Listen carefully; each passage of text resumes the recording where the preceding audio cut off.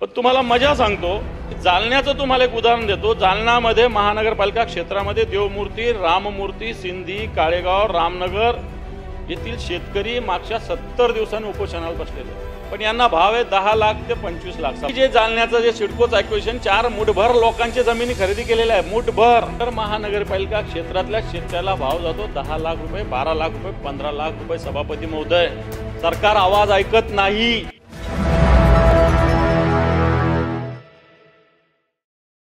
एकीकडे अशा पद्धतीनं शक्तीपीठ करत असताना दुसरीकडे नागपूर मुंबई समृद्धी मार्ग झालेला आहे।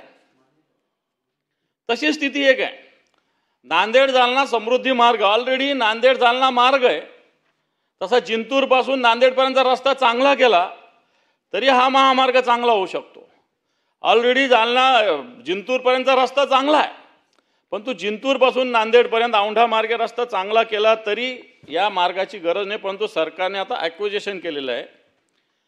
पण तुम्हाला मजा सांगतो, या ठिकाणी वेगवेगळे परभणी असेल, नांदेड असेल, इथले लोक आंदोलन करतात।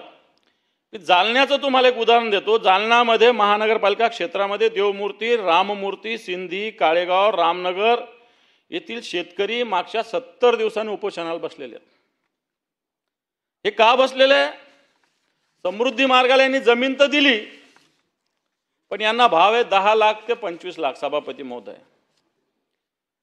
आता 10 लाख 25 दिला, या जालन्यामध्ये सिडकोने ॲक्विजिशन केलं, त्याला भाव आहे 1,70,00,000 रुपये एकर। किती?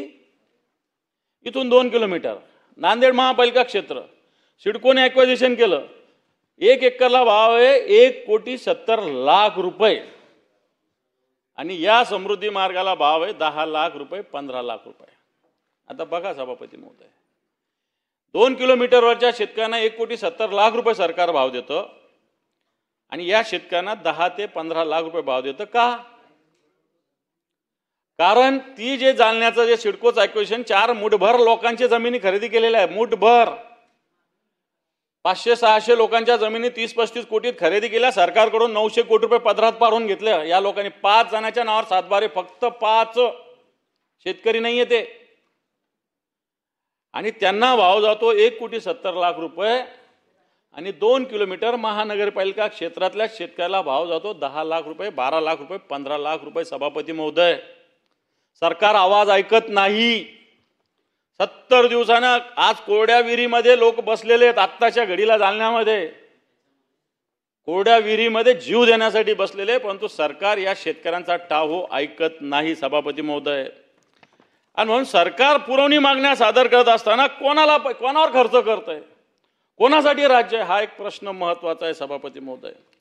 आणि म्हणून हा जो नांदेड जालना समृद्धी मार्ग होत असताना येथील शेतकऱ्यांना मला असं वाटतं न्याय देण्याची भूमिका आपल्याला सभापती महोदय घ्यावी लागेल।